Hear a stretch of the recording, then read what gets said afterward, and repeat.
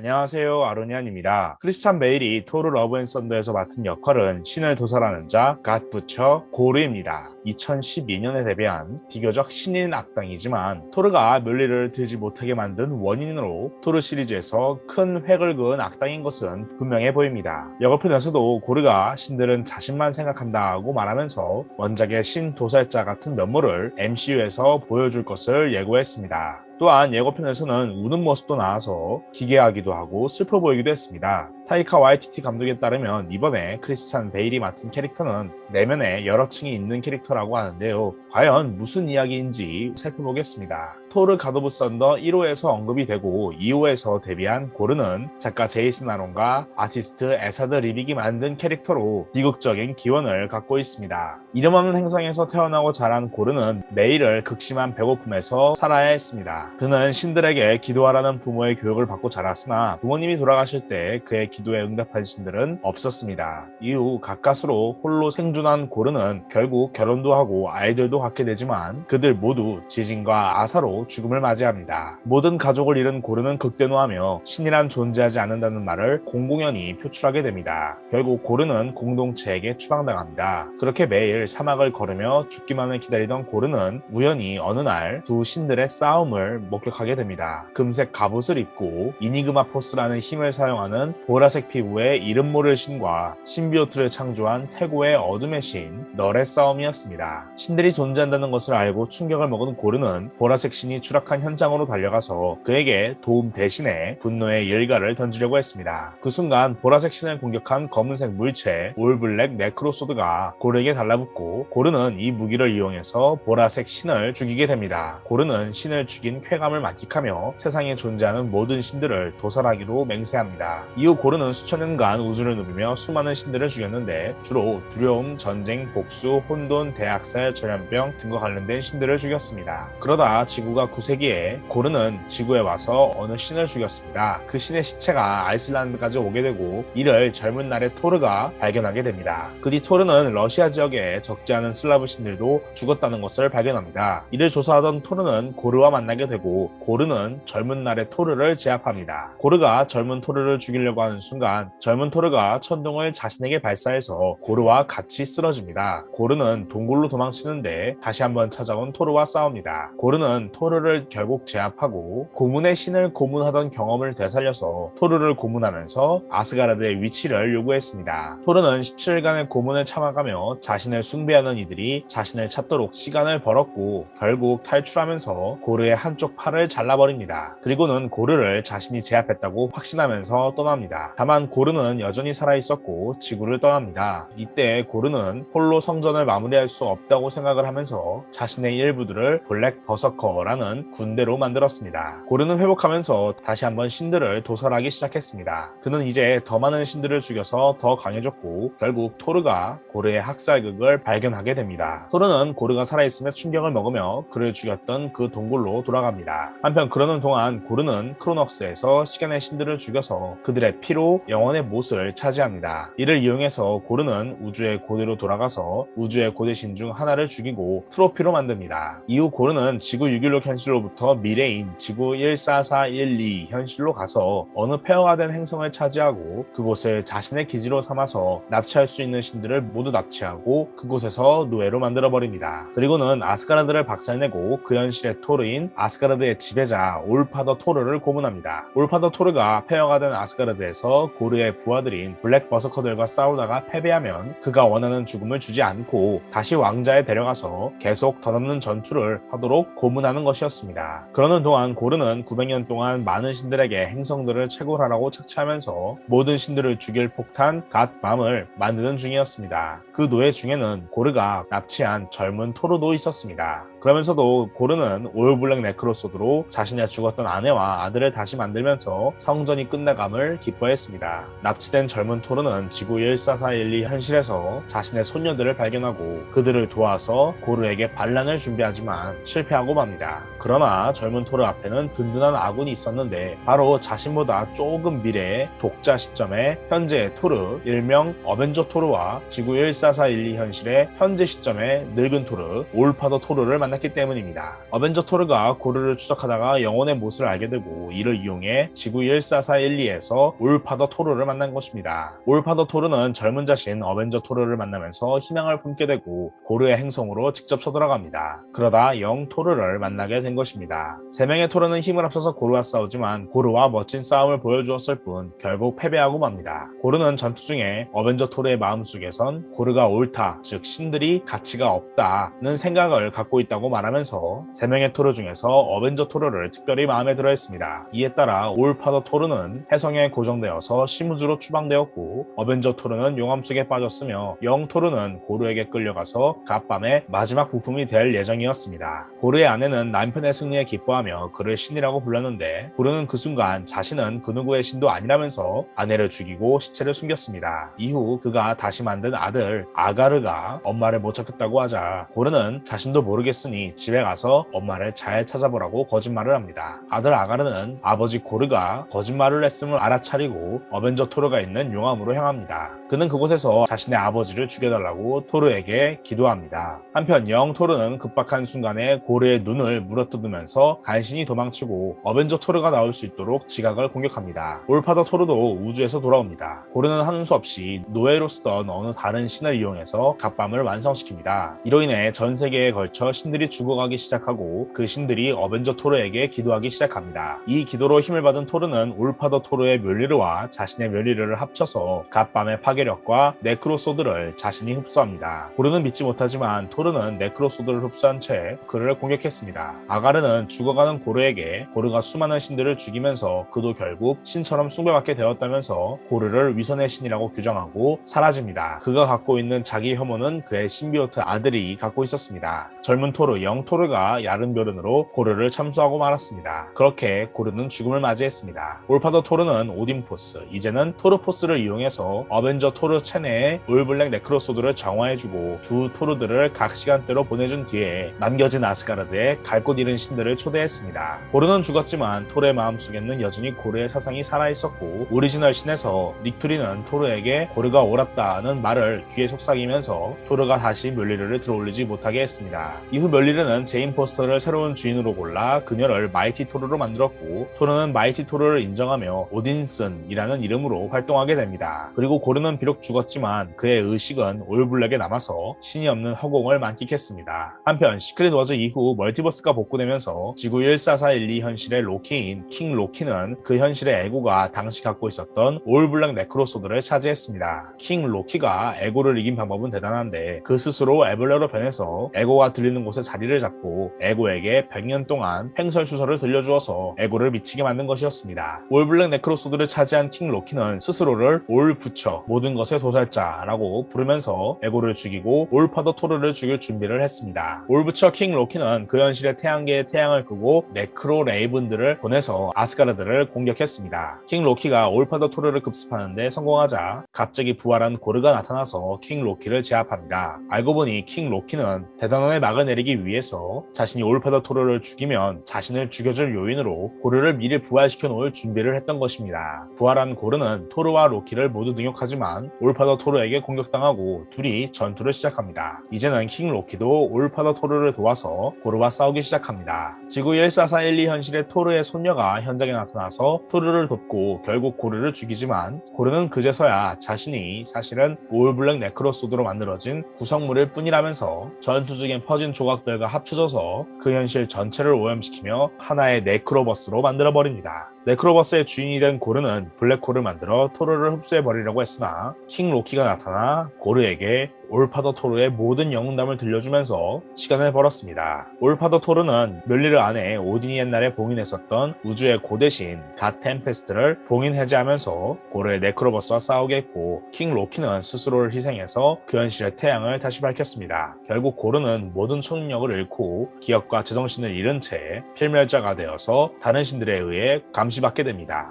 토르 러브 앤 썬더에서 크리스찬 베일이 보여줄 여러 겹의 내면은 아마도 원작에서 보여준 고르의 비극적인 기원을 뜻하는 것으로 보입니다. 원작에선 신을 혐오하며 학살하는 자가 신처럼 변해가는 위선적이고 자기 혐오적인 맥락이 아주 매력적이었고, 또한 여러 신들을 죽이면서 아주 강력한 신으로 변하는 과정도 인상적이었습니다. 다만 이번 영화에서 나오는 검은 아직 올블랙 네크로소드인 것으로 확정되지는 않았습니다. 아무래도 올블랙 네크로소드가 신비오티다 보니 SMU와의 판권 문제를 두고 봐야 하는 상황인 것이죠. 이에 대해 팬들은 그람이나 비터 블레이드, 에보니 블레이드와 연관시키기도 하지만, 만약 정말로 올블랙 네크로소드가 나온다면 MCU에서도 이제 널과 관련된 이야기를 볼 수 있는 것으로 보입니다. 고르가 제이슨 아론 연재에서 정말 핵심으로 나온 악당으로서 엄청난 액션들을 선보여줬는데, MCU 고르가 보여줄 각별한 액션은 무엇일지 극장에서 직접 확인해봐야겠습니다.